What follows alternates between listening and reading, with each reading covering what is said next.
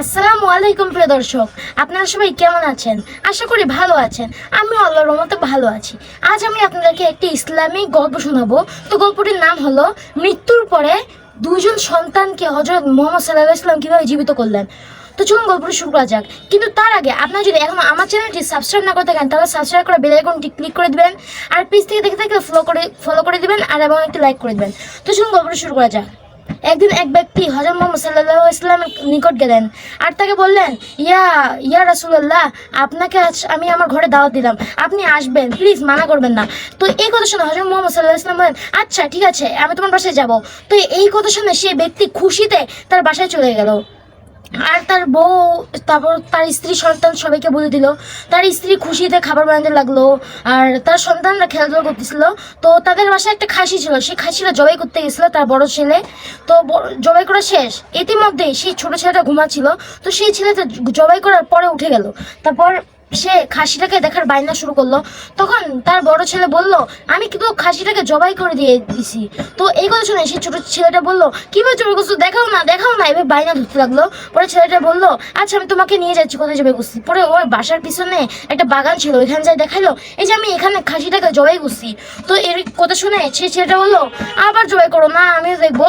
তো এইভাবে মুখে করে সেই ছোট ছেলেটাকে বুঝাতে না পারে সেই ছেলেটা, বড় ছেলেটা ছোট ছেলেকে বলেন, আচ্ছা তুমি শুয়ে যাও। তো শুয়ে যাওয়ার পরে সেই বড় ছেলে সেই ছোট ছেলেকে মানে মানে একটু কাটার ঢং দেখাতে গেছে, মানে একটু এই যে উপর দিয়ে একটু কাটে না ঢং, এভাবে লাগে না, কিন্তু গলার টাচ লাগে না, এভাবে করে কাটতে গেছে। পুরো সত্যি সত্যি গলা কাটে গেছে, এরকম গলা থেকে রক্ত বের হচ্ছে, জামা টামা সব রক্ত ভিজে গেছে। পরে এরকম দেখে সেই বড় ছেলে ভয়ে ওই দূরে একটা খেজুর গাছ ছিল, বাগানে একটা দূরে একটা খেজুর গাছ ছিল, ওর উপরে যায় বসে আছে।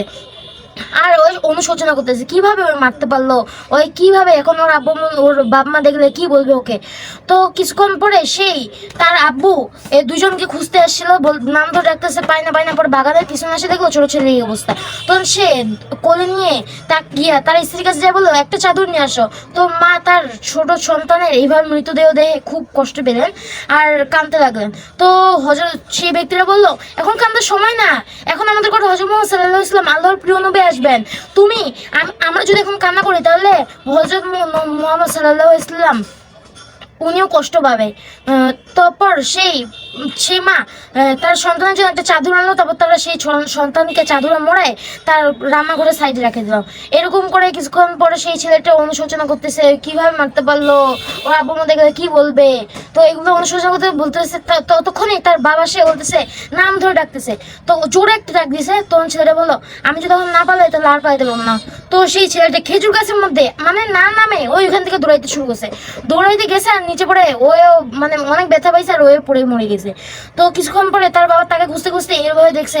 তারপর সে তার মায়ের কাছে নিয়ে গেছে। মাটা তার বড় ছেলের এই অবস্থা দেখে খুব কাঁদতে লাগলো, নিজেকে আর সামলাতে পারতেছে না। তো কিছুক্ষণ পর সেই লোকটা বললো, আর নিজেকে সামলাও, এখন আমাদের বাসায় দয়াল নবীজি, প্রাণের নবীজি আসবেন। তা তিনি যদি আমাদেরকে এই অবস্থায় দেখেন তাহলে তিনি অনেক কষ্ট পাবেন। তো তার স্ত্রী নিজেকে সামলে সেই বড় ছেলেটার জন্য একটা চাদর আনলো।